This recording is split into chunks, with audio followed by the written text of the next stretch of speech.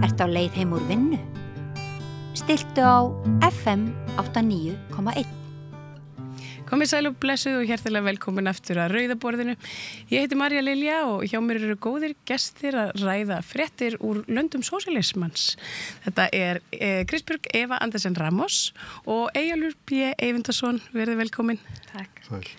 Við ætlum nú svona að fókusera svolítið á Suður-Ameríku. Það svo sem af nægu að taka. Margt í gangi. Við nefndum svona Venezuela svona á baku tjöldin. Svona fyrst kannski, hvað segir mér, hvað að gerast? Já, það útvísanir frá Bandaríkjunum á Venezuela búinu sem voru færðir til Guantánamo. Sem sagt Guantánamo hérað á Kúbu en það oftast tölum Guantánamo, það 8 hestu Bandaríkjana sem búin að vera þarna núna held í dag 120 ár. Og í Venezuela í gangi áætlun sem heitir Vuelta a la Patria að fá fólk tilbaka og þeir buðust til að senda og þeir sendu kom Jasa flugvél til að sækja örgulega meir en 100 Venezuela búar. Það hafi verið 150, las ég eitthvað staðar. Já, þetta í sama meiði og eftir að Trump tók við að hann var að hóta því og hafa verið að vísa úr landi líka til dæmis Kólumbíu og fleiri landa. Þannig það fólk núna fréttirnar, fólk var að hissa yfir, já, Trump þetta og hitt og breytt stefna og eitthvað svoleiðis. Þetta í rauninni sama stefnan alltaf. Utanríkisstefna Bandaríkjanna hefur verið óbreytt frá því bara setja stríði og við sjáum það best varandi Suður-Ameríku. Bandaríkin eru með og hafa verið með mjög lengi viðskiptabann á Kúbu og Venezuela líka og Nicaragua. Við heyrum eiginlega ekkert um Nicaragua en það það og hefur verið þessi pólitík sko. Og þetta bara alveg svona flutt viðskiptabönn, þetta eða þetta svona hluta til, þetta bara einhver ákveðin viðskipti eða hvernig virka svona viðskiptabönn? Það með Kúbu, það var sem sagt bara að lönd að Bandaríkin eigi ekki viðskipti við landið og síðan bættið við hafbann og svo hafa alltaf hert. Þannig að þegar Trump segir, þú veist, eins og til dæmis með núna Úkraínu og eða eins og Obama sagði með Kúbu 2008 þess að þetta ekki að virka, þá ekki að hætta við, þeir bara endurskipuleggja, þeir bara breyta í rauninni og svo herðaðir eins og Trump setti Kúbu og lista yfir þjóðir sem styðja hryðjuverk og bara rétt áður en hann fór af og svo var Biden síðustu dögunum áður en hann hætti, tók af listanum og Trump setti á aftur. Það gerir löndum erfitt fyrir að eiga viðskipti og senda peninga. Til dæmis Nicaragua er mjög einangra líka, þeir hafa snúið sér alfarið mjög mikið til Kína og Venezuela hefur þurft að byggja sig upp. Það stoppaði olíuframleiðslan á tímabili. Líka hefur Bandaríkin rænt eigur venezuelska ríkisins þeir voru með olíuhreinsunarstöð í Texas og banka tengdum olíunni. Þetta hefur, ég veit ekki hvort þú segja þjóðnýtt en allavega þetta var fært yfir og gefið aðilum sem að Bandaríkin segja sé stjórnarandstaða eða eins og í Venezuela til dæmis. Bara viðskiptabann það reyndar vita núna að Evrópudómstóllinn hefur dæmt varðandi viðskiptabanni gagnvart Kúbu, það ólöglegt. Það ekkert land sem getur sett viðskiptabann á annað land, það þarf að vera Sameinuðu þjóðirnar eða einhver önnur opinber stofnun, heimsstofnun sem getur gert það. Það svona með það eins og annað sem að alþjóðadómstólarnir dæma ólögmætt, það svona einhvern veginn, það verðist ekki vera neinar afleiðingar að hafa allavega ekki stórar afleiðingar með sér í för, samanber bara Gaza og Já. Þannig að þetta einkennilegt ástand. Það rauninni Bandaríkin virðast vera bara svona síbrotamenn í alþjóðlegu samhengi en ekkert gerist. Já. Nei, við erum að tala heimsveldi sem hefur ákveðin ítök en þegar til dæmis Obama 2008 hann gefur út dekreto eða tilskipun að Venezuela væri ógn við þjóðaröryggi Bandaríkjanna að það er sjálfur sér ekki þjóðaröryggi sem að stafar ógn af einhver landi heldur að auðlindirnar í þessum löndum og Suður-Ameríka, Mið-Ameríka og Karibíahafið eru mjög rík af auðlindum og það sem að breytast er að þessi lönd að vera sjálfstæðari, það komna pólitískar hreyfingar samtök Ameríkaríka í rauninni bara OEA sem að var handbendi Bandaríkjanna einhverju leyti til dæmis Kúbu bannað að vera þar inni en þá hafa þessi lönd stofnað Ölbu eða Alba TCP og svo CELAC, það eru önnur samtök sem að þau vinna saman það sem að breytist í þessu kannski núna var þegar Milei var forseti í Argentínu í samvinnu með Macri sem var, það eru verið svona vellega hægri og vinstri sósíaldemókratar frambóð en eitthvað er að breytast því að við sjáum eins og Bólivía, það var reynt valdaráðan þar 2019 það ennþá MAS Movimiento al Socialismo, hreyfing til sósíalisma ennþá við völd þar með forsetan það var valdaráðan í fyrra, það gekk ekki eftir heldur þar eru einu stærstu líþíumnámur í heimi sömuleiðis Mexíkó og Claudia Sheinbaum honin forseti í Mexíkó Gustavo Petro fórseti í Kólumbíu en við ættum kannski að hafa mestar áhyggjur af því náttúrulega við á Íslandi fáum eiginlega enga fréttir en það eru löndarnir á milli sem við heyrum eiginlega ekkert af og þetta er eins og Ekvador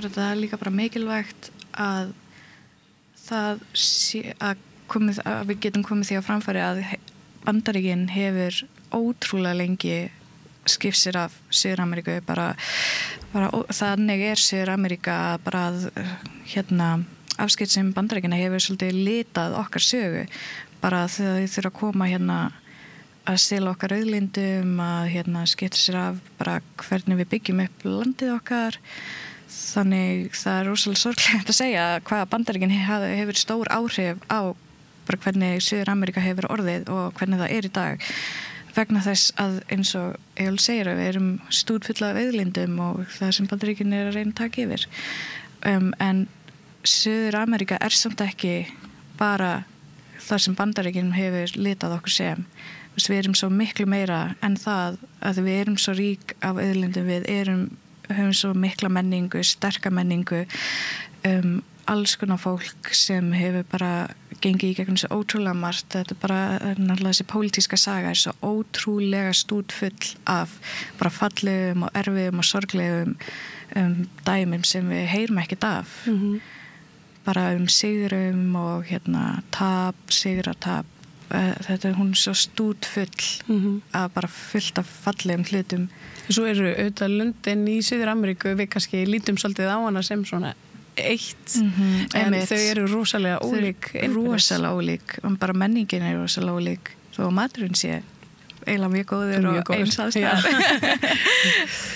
þá er svo ótrúlega margt og það má ekki einmitt setja bara Suður-Ameríku sem bara eina álfaðana við erum svo ólík en já, en svo í Ekvador núna þá eru við í miðjum kosningum það er Noboa og González Luisa González Daniel Noboa er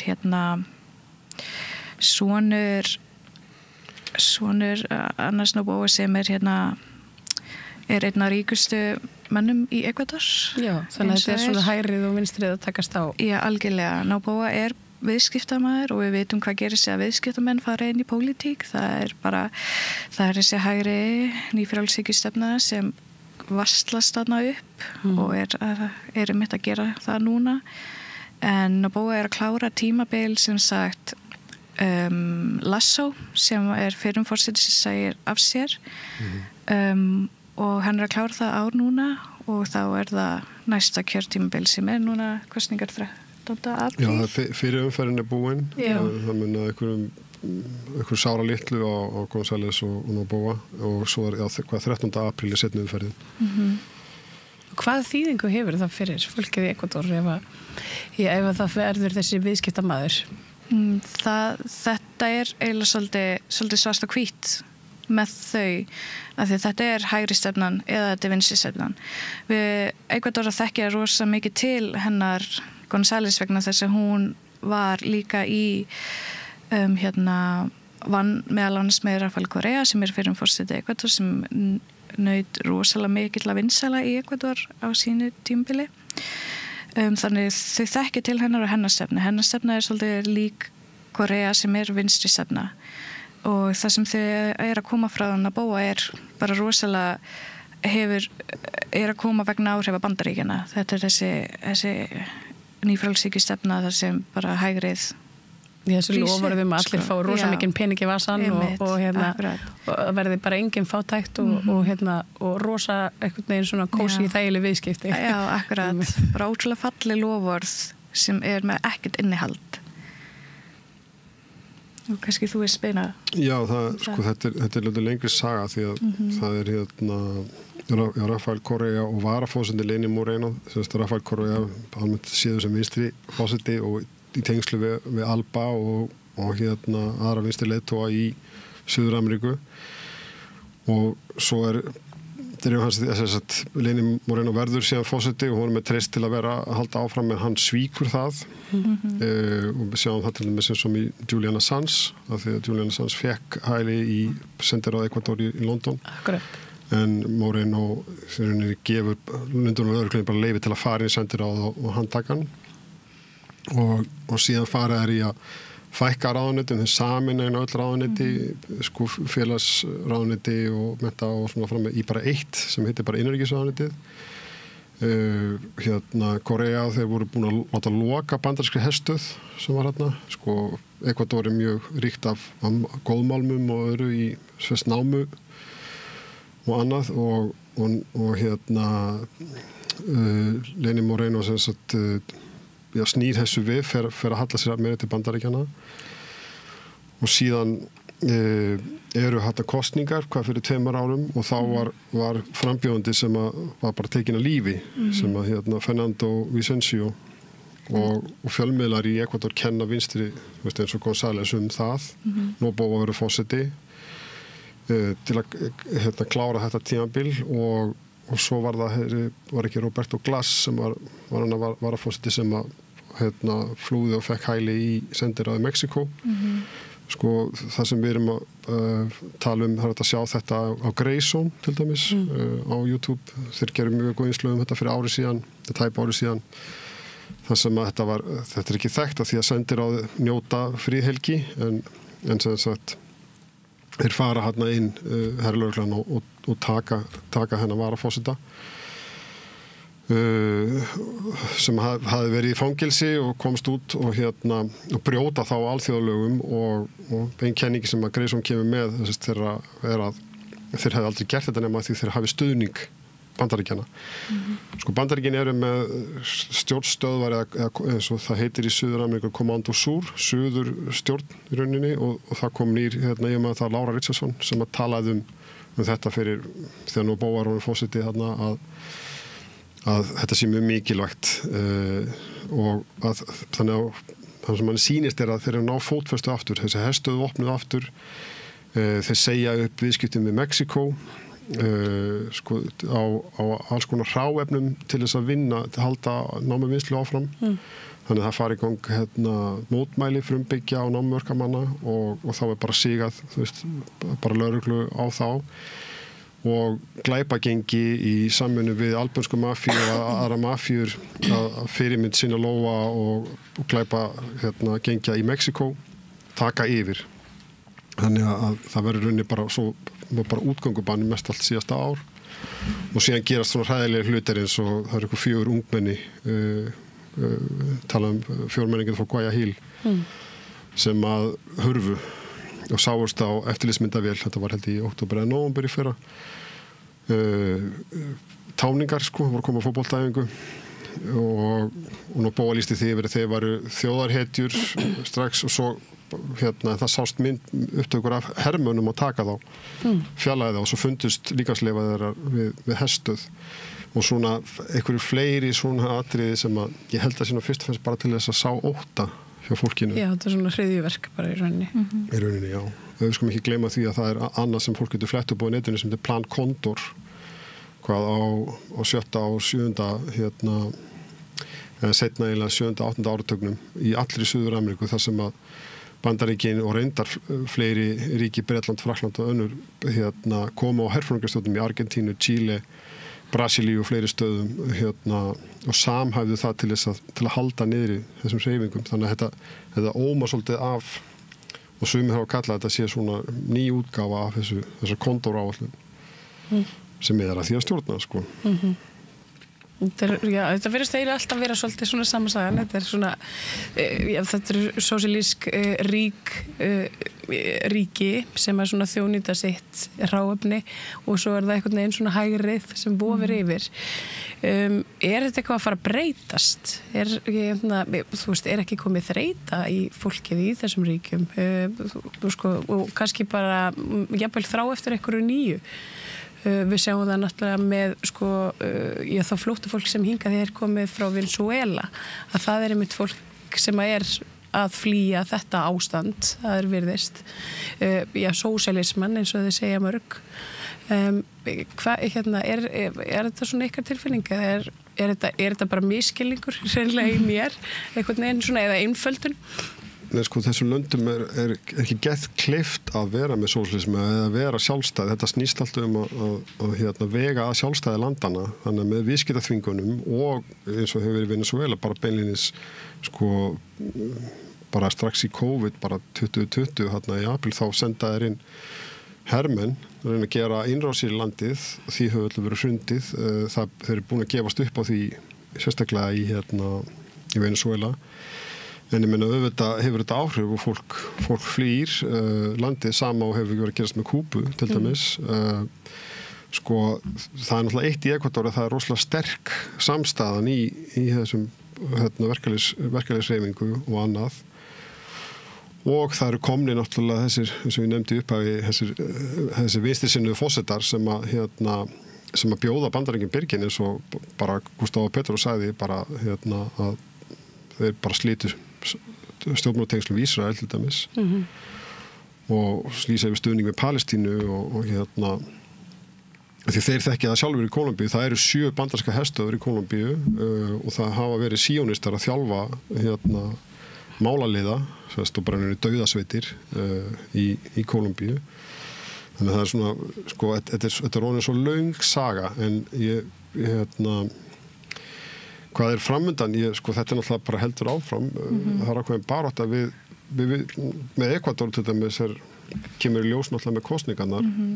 Ég held að það var einhvers konar svona pólitíska umhverfið í Ekvador tók rosalega miklu svona stakkaskiptum eftir að Rafael Correa fór. Því eins og við tölum að Lenín Moreno sem var eiginlega aftaki Correa var í hans flokki, var svo forseti en tekur svo bara 180 halvan snúning og bara fer gegn öllum gildum þess sem hann var kosin til þess að vera representative af. Og það bara síðan þá hefur verið eitthvað svona konar keðjuverkun af svona baráttu milli hægrisins og vinstrisins sem hægrimenn bara allt í einu byrjar að poppa upp teljandi að þeir hafi eitthvað að segja eða þeir ætti að komast til áhrifa vegna þess að núna er tími til hægrisins að rísa upp sem alls ekki svona það sem að gerast meðal fólksins í Ekvador. Það ekki tilfinningin þar að það sé komið tími á einhverja hægri stjórn. Eins og nefndi með þessa samstöðu meðal verkalýðshreyfinganna, það bara samstæða bara meðal allra fólksins að við viljum að halda áfram þessari sósíalískri hreyfingu sem við höfðum á tímum Rafael Correa. Þannig að það sem ég ætla líka að nefna að bara eftir þessi stakkaskipti komið fyrir í Ekvador þá ríkti líka svo mikil ógnastjórnin og ótti meðal fólksins í Ekvador vegna þess að hægri manna sem að rísa upp og þau alveg að fá fylgi vegna þess að þau að nota ógnarstjórnun til þess að koma sín á framfæri. Þú veist, fólk hrætt við að missa vinnuna sína, fólk hrætt við að geta ekki framfleytt sér ef það kýsa ekki þennan hægri mann. Þannig þetta svona það sem að gera svolítið svona undir borðið í Ekvador og fólk bara svolítið hrætt. Og þetta kannski og þessi hræðsla hún kannski ekki dekka svona eins og við þekkjum hér eitthvað svona, þú veist, okkur finnst nú leiðilegt ef að sjálfstæðisflokkurinn væri en þó við stjórn í Alþingishúsinu. Þetta öðruvísi hræðsla. Þetta svona, hún djúpstæðari og hún hefur rætur þá í söguna. Sko líka bara fólk í Suður-Ameríku almennt, það með svona mikinn hita í sér. Það það sem ég hef kynst rosa mikið. Það mikill hiti, fólk rosalega vókal ef að það brotað þeirra réttindum, það lætur ekki vaðið yfir sig, það fer út að götu, það fer á mótmæla, það rosalega sterkur hiti. Þannig auðvitað verður einhvers konar bara svolítið svona chaos á meðal götu Ekvador núna og bara í Venezuela og allstaðar vegna þess að fólk sýnir að það lætur ekki vaða svona yfir sig. Við bara förum vissi stræti með eitt skilti og höldum að það sé að fara að breyta einhverju. Já, þú veist, þetta allt annar heimur þessi, sko, og líka þetta eitthvað sem byrjaði, þú veist, fyrir nokkuð kjörtímabilum síðan með tala 500 ára aftur í tíman, alveg bara frá því að Spánverjarnir og Portugalarnir komu. Og konungsríki Portugal og Spána fóru að skipta sér af og fóru að ræna gulli og silfri og öllu frá þessum löndum, þessar heimsálfu og bara hefja þjóðamorð í rauninni. Kondóráætlunin til dæmis og þetta sem að verður til meðal annars af sko, fólk getur bara flett þessu upp, þetta á netinu, Kondóráætlunin og það að færa yfirmenn SS frá Þýskalandi og setja einn í hvert land eins og til þessi Bólivíu. Klaus Barbie var í Bólivíu og hann hjálpaði yfirvöldunum þar að elda upp í Che Guevara á sínum tíma og vinna gegn verkalýðshreyfingunum í þessum löndum og magnið af ofbeldi sem að síðan School of the Americas sem að var stofnaður uppalega var í Panama var síðan færður upp skiptum nafn og færður til Bandaríkjanna, held ég sé í Virginíu eða eitthvað svoleiðis. Það eru skólar sem kenna yfirmönnum í hernum beinlínis bara að pynta og misþyrma fólki. Við sjáum dæmið borgarastríðið í El Salvador. Það sem að sko ofbeldið, sko, fólk getur ekki alveg gert sér í hugalund. Þú veist, þú veist að áður en að viðkomandi tekin á lífi að það var sko alls konar ofbeldi beitt og svo þjóðamorð á Maya Indianum svo langt og það bara fólk hverfur sko, þú veist eins og í Argentínu þá þegar að sem að sko lauk með fólksasegja stríðinu í argentíska ríki var bara leiðin á hausinn þess vegna hætti stríð og þess vegna hvarf þessi herflöki stóð frá. En það voru 30.000 manns sem dóu. Í Chile með Pinochet það voru ykkur 20.000 líka það sem að sko var að fljúga með fólki í þyrlum og kasta þeim út yfir bara opnu hafi og þessi lönd eru ennþá að reyna bara að koma að staði hvað varðum þetta fólk. Þú veist, þannig að desaparecidos sem að hurfu og þetta hefur líka gerst í seinni tíð í núna sem betur fer breytti tímar í Mexíkó en það mál í hvað var ekki í Veracruz eða þar fyrir utan það sem voru 24 námsmenn sem að voru að mótmæla og bara það ennþá verið að leita að þeim og það verið að reka mál fyrir dómstólum af því það innan hersins það var búin til ákveðin struktúr sem að heldur áfram þannig að óttinn þessi djúpstæður sko en svo heldur þetta áfram og samstæðan svo sterk sem að við bindum voni við og við, þú veist, með það tala þetta þá áttum við kannski á því en já, eins og þú segir á Íslandi, ég meina, eða þetta mæta með eitt skilti, eitthvað svona, þetta náttúrulega, við skiljum ekki alveg, þetta er svo allt allt annar heimur og líka svo blöndunum, alltaf frumbyggjarnir, Spánverjarnir sem komu, þræla frá Afríku sem flutti voru inn og þetta blandast svo allt saman. Gerir þetta náttúrulega líka rosalega fjölbreyttu og opnu, extrovert samfélagi. Akkurat. En það að því að þú nefndir Mexíkó. Nú hefur hún farið mikinn hérna forseti Mexíkó gegn Trump stjórninni og manni líður svona köflum eins og hún sé svolítið að hæðast að honum og stefnu Bandaríkjanna svona eins og þegar hún talar hérna ópíóðafaraldurinn eða og það sem hún talar að hún vil líka fá hérna amerísk eiturlyf yfir sín landamæri. Þetta svona, þú veist, hún snýr dæminu svolítið við. Er þetta viljandi? Er hún að hæðast að honum eða hvernig eða er þetta kannski bara raunvandi sem hefur ekki verið talað áður?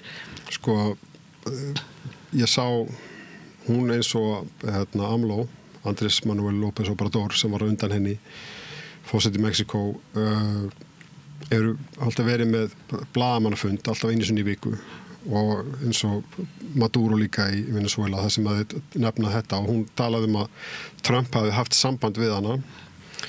Sko, eitthvað þessu með Mexíkóflóa og Kanada og þetta er ákveðið stjórnmálulegt leikrit til að draga veist, og búa fólk fyrir svona eins og Daniel segir ápa kuga bara veist, alveg upp afturfætina bara sko, til þess að koma fólk úr jafnvægi og ég held að Claudia Sheinbaum hefur gert þetta mjög vel með að stríða svolítið móti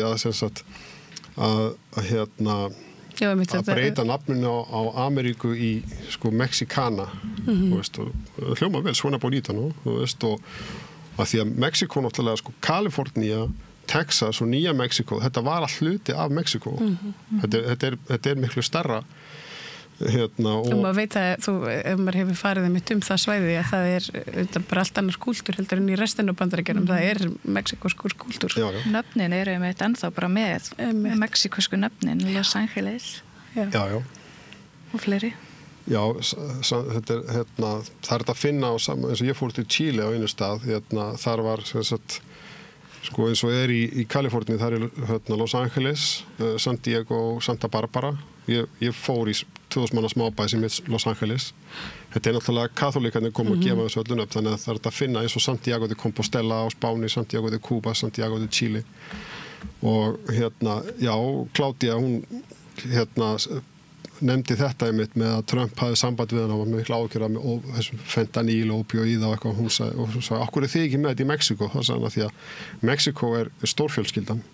Þú veist, við pössum upp á og jújú, það eru til eiturlyf en það verður að flytja þau hingað og sko Mexíkó er náttúrulega mjög auðugt land, þetta er annars stærsta land í heimi með silfur til dæmis, þeir geta framleitt eiginlega allt, þeir eru með olíu, þeir eru með mikið auðlindum og mikið ræktaland og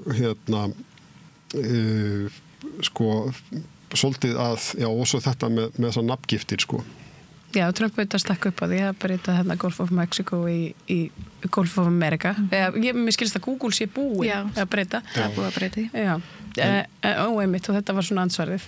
Þetta, þegar svo bara kláraði, Botman og Kvólt er hún á þessum blaðamannafundum segir frá þessu að þá kemur ekkert svar tilbaka frá Trump sko og kannski náttúrulega treystaði líka á því að fjölmiðlarnir þeir eru ekki að flytja fréttir eða það sem fórst í Mexíkó eða Kólumbíu til að segja en til dæmis eins og með brottvísanir frá Bandaríkjunum til Kólumbíu og að þeir hótuðu setja tolla og þá hótuðu Gustavo að gera það sama og endaði með að það var fellt niður og þeir áttu ekki að flytja þá sem slekkja á höndum og fótum þessa Kólumbíana sem var að regulandi af því að þeir sögðu líka bara, við getum fundið, það eru 15.551 bandaríkjamaður sem er hérna í Kólumbíu sem við getum bara sendt til ykkar, viljið þið fá það? Við getum byrjað þessu líka og þá kemur ekkert svar á móti, þannig að þú veist.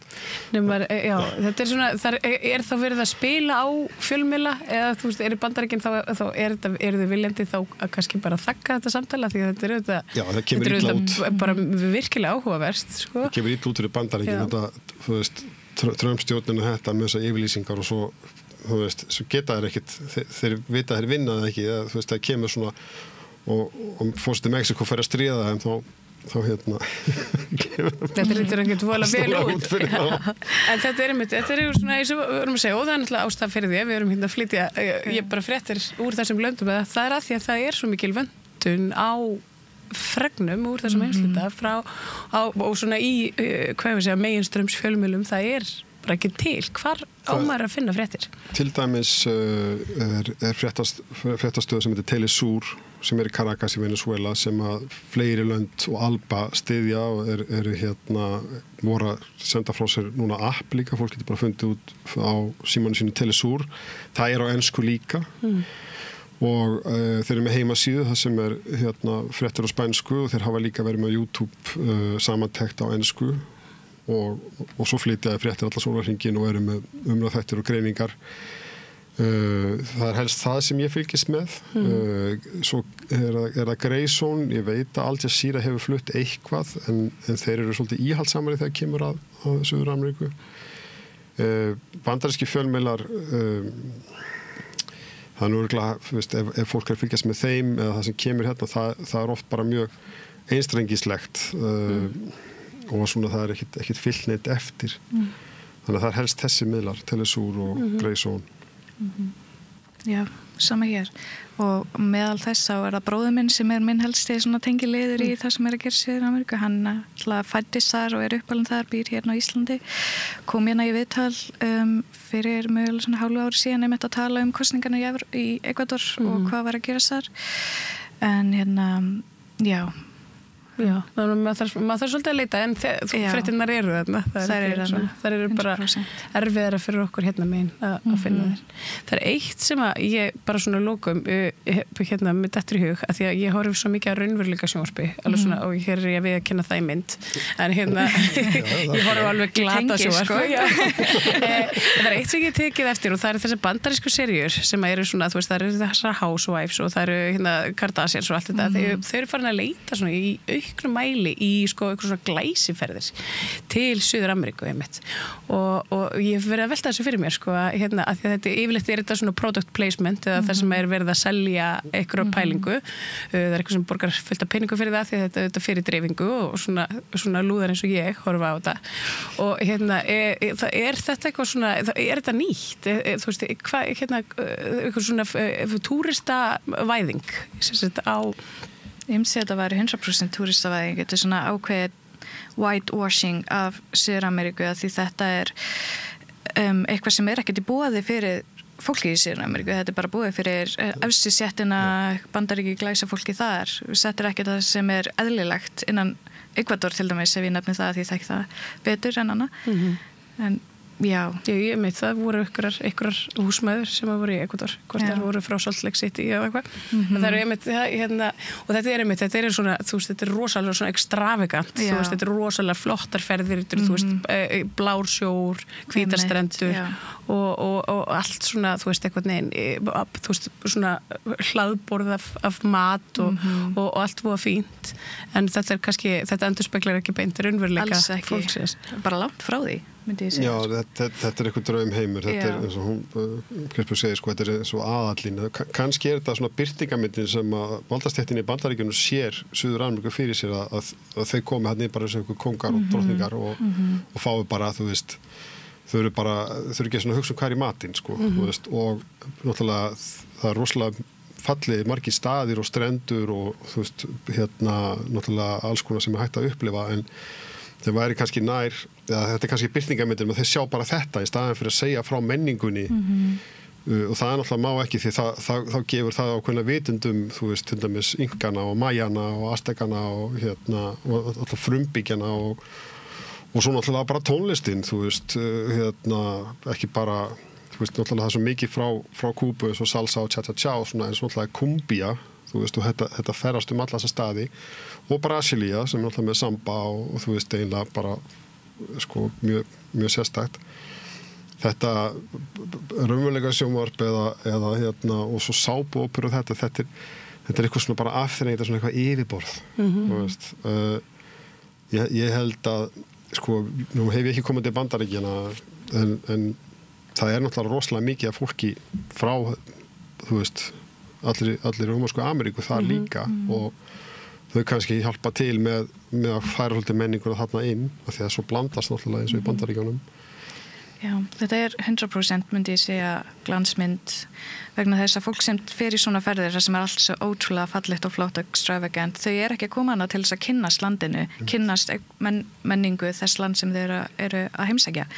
Þannig að þetta eins og ég segir, þetta bara ótrúlega yfirborðskennt og við megum ekki láta þetta einhvern veginn plata okkur að þessi löndi eru bara fyrir fína fólkið af því þetta, birtingarmyndin ekkert svona í alvörunni. Nei, og þá túrismin ekki með þessum hætti heldur. Alls ekki. Nei. En það ég verð samt að segja eitthvað ótrúlega fallegt land og ég mæli bara alla með því að fara og skoða því þetta gleitt að fallegsta land sem ég hef kynnst persónulega en ekki fara með í huga þú sést að fara eitthvað að borða 5 stjörnu máltíðir hverju eins degi því það ekki það sem þú finnur matinn góða matinn, þú fer bara næstu götu í eitthvað skítu deldu skilur, það geggjað matur og það menningin. Já, svolítið, menningin á götun. Við þekkjum þetta líka hérna bara úr Reykjavík. Það svolítið svona, fólk kaupir sig inn í ákveðna glansmynd en hérna, hún kannski ekki endilega svona hversdagslegt líf okkar hérna. Akkurat. Eyjólfur B. Eyvindarsson og Kristbjörg Eva, Andrés Ramos veriði bara og þakka ykkur hjartalega fyrir að koma hérna og segja ykkur frá. Við fáum nú kannski að hnippa í ykkur svona, það nærtdregur kosningum eins og í ár og hérna og bara svona áfram með vorinu. Takk hérlega fyrir. Takk fyrir mig. Og dókið við því að það meira hér handa vilja. Sameiki stéttarfélag í almannaþjónustu óskar stofnunum ársins til hamingju með árangurinn. Stofnun ársins 2024 í flokki ríkisstofnana með færri en 40 starfsmenn, í fyrsta sæti Kvikmyndasafn Íslands, í öðru sæti Framhaldsskólinn í Vestmannaeyjum, í þriðja sæti Menntaskólinn á Tröllaskaga og hástökkvari ársins 2024 menningar- og viðskiptaráðuneytið. Sameiki stéttarfélag í almannaþjónustu.